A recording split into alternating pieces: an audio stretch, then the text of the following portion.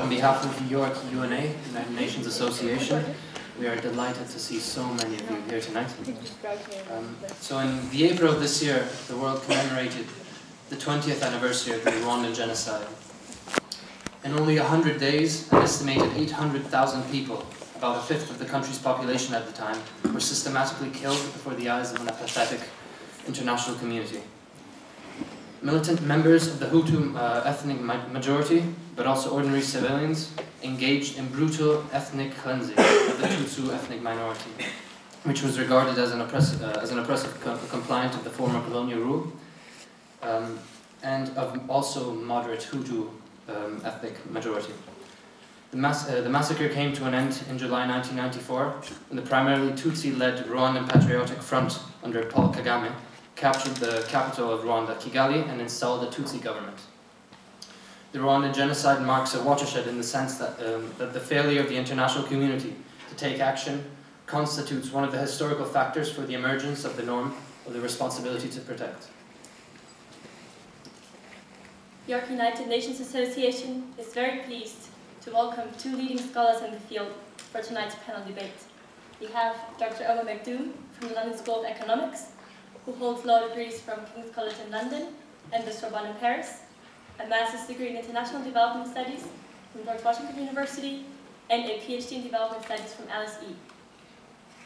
Omar has conducted significant research in ethnic conflict, in particular on the foundations of intergroup collective violence in Rwanda, and has worked for the World Bank, the government of Guyana, and on missions for the OSCE and the United Nations, if I remember correctly. So a very warm welcome to Omar on behalf of York UNA. Thank you very much for joining us. And our second guest tonight is Dr.Lars Waldorf from the Center for Applied Human Rights here at York Law School, who holds a BA and a JD from Harvard Law School, and a PhD on transitional justice in Rwanda from the National University of Ireland. Lars practiced as a civil rights lawyer and as a journalist, reporting on genocide trials at the International Criminal Tribunal for Rwanda. In 2002 and 2003, he furthermore ran the Human Rights Watch field office in Rwanda.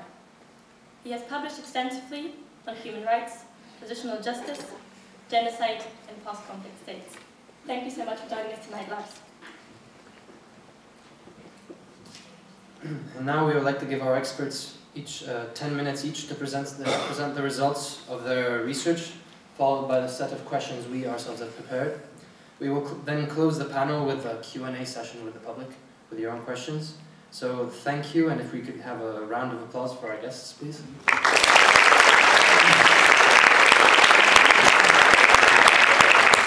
Omar, if you would like to start. Can you hear me, first of all? Do I need to stand in front of a mic, or is my voice reaching the people at the very back of the room? Say aye, yes, thumbs up, okay, that's good. Well, I'll stand here just in case it doesn't reach everybody in the back. Well, first of all, thank you. Thank you to Julio and to Anna for organizing the debate and for inviting me to participate in it. I'm always amazed at how much people know about this tiny, landlocked country in Central Africa.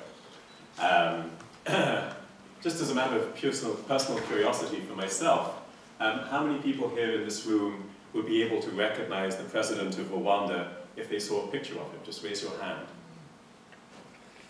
Okay, all right. How many people here know when the Rwandan genocide began, the date on which it began?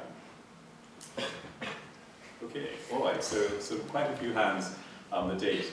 Okay, well, the questions that Julio and Anna had kindly sent me in advance of today's debate also revealed a remarkable level of understanding of this country, a level of sophistication. And I'm impressed. I'm impressed because I think if we had trying to have this debate 21 years ago, so a year before the genocide itself happened, I suspect that the audience would be a lot smaller and a lot less knowledgeable. The genocide clearly put Rwanda, for good or for bad, on the world map. And issues about Rwanda's politics entered the public sphere.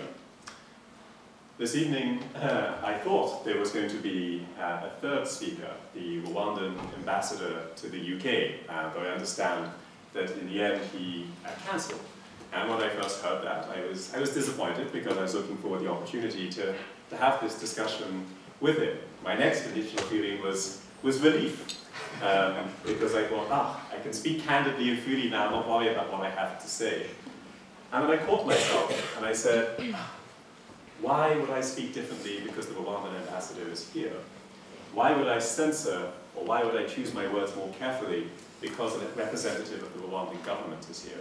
I'm a citizen of the United Kingdom. I hold one of the most powerful passports in the world. I am an academic. I have a social status which accompanies that. Yet nonetheless, I'm concerned about things that I might say that might upset an official representative of the Rwandan government. And as I caught myself thinking these things, I thought to myself, but if I feel these things, I wonder what it must be like to be an ordinary Rwandan who is a citizen of this country and who doesn't have the privileges and the powers that someone like myself has. How freely does that person hold his views, or how free does that person feel to speak his or her mind? We don't have the ambassador to the UK here with us this evening. We just have me, and you have Lars. So, and I have to confess that I know Lars well. We go back a long way. I met Lars in Rwanda, 13 years ago now, and I'm almost embarrassed to admit it's been that long. And I suspect that our views are actually quite close to each other. So I'm afraid it might seem less like a debate and maybe perhaps more like an echo chamber. But we'll try to keep it interesting. I should say that most of my own work predates the period of time that is the focus of today's debate. I know most about Rwanda's history from before the genocide, as well as the events of the genocide itself.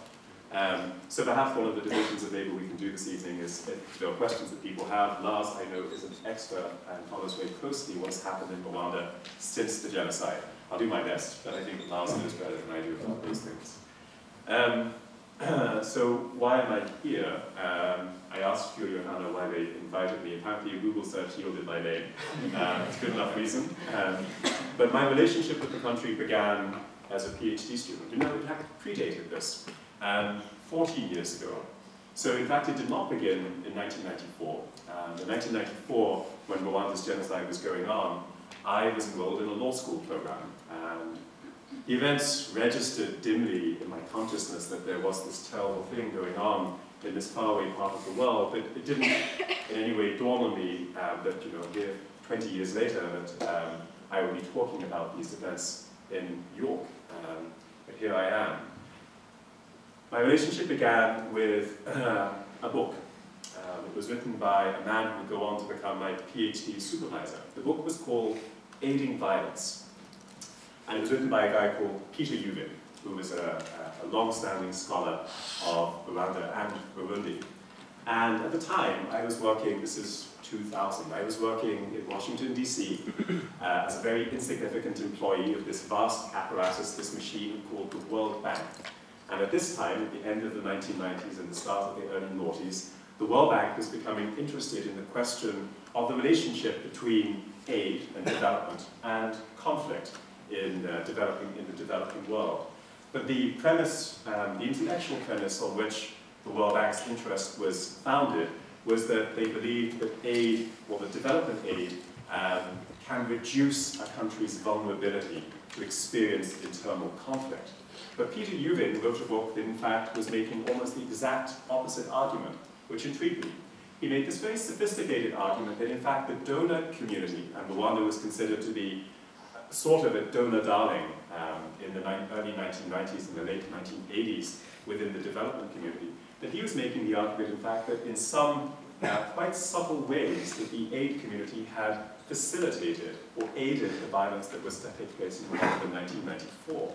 And the argument ran along the lines of something like this, which was that the way that donors engage with countries like Rwanda is infantilizing, because they treat them as the objects of development, that they, the World Bank, know more, and they, ordinary Rwandans, know less, and we should teach you how to develop. And this is humiliating, and it creates the conditions, one of the conditions for structural violence. Structural violence is the concept that Peter Yubin has borrowed to explain why it is that so many ordinary Rwandans came to participate. One of the extraordinary features of Rwanda's violence is how many ordinary people came to participate in that violence, has something to do with structural violence. So I read this book, they're called Peter. Amazingly, he answered the telephone and engaged me for an hour in a conversation.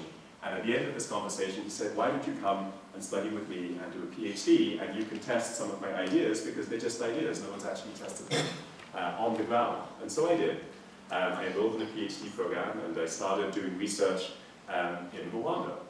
For those of you who are in PhD programs, you might sympathize with what subsequently happened to me, which is that I started off down one road. This is what I wanted to look at. I wanted to look at this thesis about the aid community's relationship with violence in Rwanda, and then completely got sidetracked and started looking at a completely different question. My PhD thesis turned into a completely different creature, and remains sitting on my bookshelf in London, only read by myself, my mother, and my 2 PhD examiners, I suspect.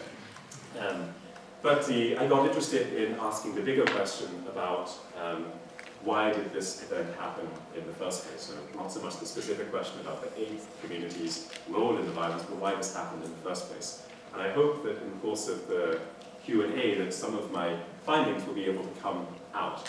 A social scientist explanation, if you like, for the genocide in Rwanda. After the PhD, I started looking, I found myself fascinated with a question that I never fully answered, the one that I hinted at earlier, which is, why did so many ordinary Rwandans come to participate in such extraordinary behavior, to commit violence on the scale that they did during the events of 1994? And in my course of my PhD, I had gone in like a naive PhD student with a set of preconceived ideas, hypotheses that I had derived from reading the literature, from reading the theories, and I wanted to go out and test all these ideas and these theories. So I went in and I did this big survey in Rwanda, where I was going to interview people who participated in the violence, and also interview people who didn't participate in the violence. And surely there must be differences between these 2 groups of people, right? Those who participated and those who didn't. Because otherwise, what could explain why some people came to participate and others didn't in this extraordinary event? And the sad conclusion was, at the end of this lengthy scientific investigation, that the survey yielded a negative finding.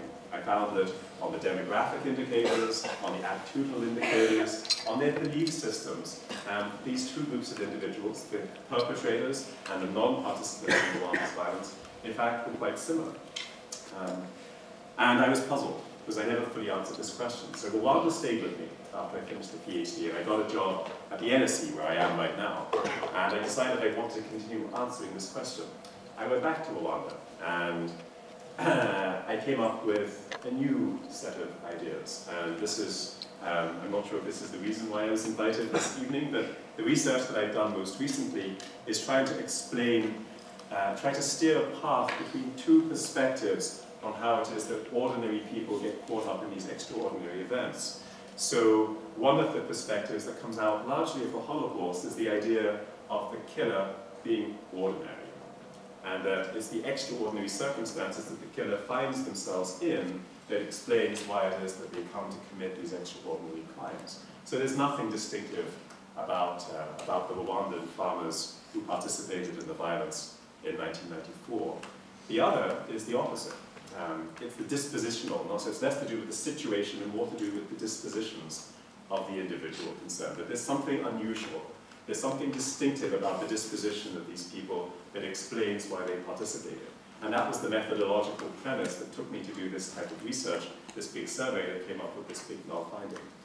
But when I went back in, I had the idea that maybe it had less to do with who you were, maybe it had more to do with the opportunity for violence. And I went back to one of the 4 research sites, one of the 4 communities that I had done work in as a PhD student, and I knew this community very well. It was a community of about 3,000 individuals, 700 households, and I knew from my extensive time working in this community who the killers were, who the non-killers were, and who the victims or the survivors were in this community. So I had a good sense of who the individuals were, how to categorize them. And I thought it might be interesting to see where they live in relation to each other. So I went back in to this community. I went to the University of Rwanda. We hired a couple of geography students, and they went around this community, and they had handheld GPSs, simply geocoded the locations of all the households in this community. And we then plotted around and looked to see where people lived in relation to each other. And lo and behold, we found something. There was, in fact, a pattern. What we were finding was that the killers tended to live in clusters. So when you look at this map, which are all these different dots showing the killers and the non-killers, we see that there are these clusters of killers in this community. So I began thinking, I said, okay, so this is interesting. So microspace seems to matter. Where you live seems to matter for whether you get drawn into this violence or not. So then we decided to take it one step further. We said, well, maybe it's not just where you live, maybe it's also who you know that matters for explaining why you got drawn into the violence. So we decided then that we would sample or survey a subset of this community and map their social networks. So I would go in and I would ask individuals to define their social universe. Who did you know in this community? And we did this. I won't bore you with the methodological details and how excruciatingly painful it was to actually operationalize it. But we did this, and lo and behold, we found something interesting here again. We found that the killers, we found several things. We found first that the killers, counterintuitively, had many more social connections in their communities than the non-killers. They were better connected in their communities. And that's counterintuitive, right? Because you would often think maybe it's the reclusive, hermit-type people, the antisocial people who are not well socialized, who will be the ones who will be more likely to participate in antisocial behavior like genocidal violence. But no, quite the opposite. It was the pro-social people who were the ones who were most likely to participate. So that was the first thing that we found. The second thing that we found was that the connections were not all the same. Some connections mattered more than others for explaining why individuals were drawn into the violence. And what we found is that when we looked at political connections, religious connections, economic connections, social connections, we found that the two types of connections that mattered most were kinship connections, so family, and neighborhood connections, so proximity connections. And what we were finding is that within families, both nuclear families and also extended families, that you were likely to find several participants in the violence. Why? Why was this going on?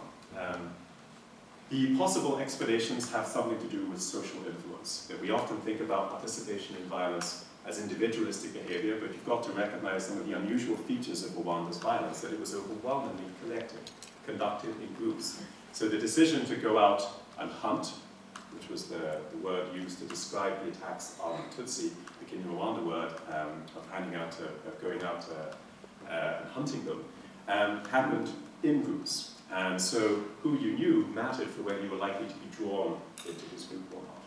So I said that because this fascination with the micro forces that explain participation in the violence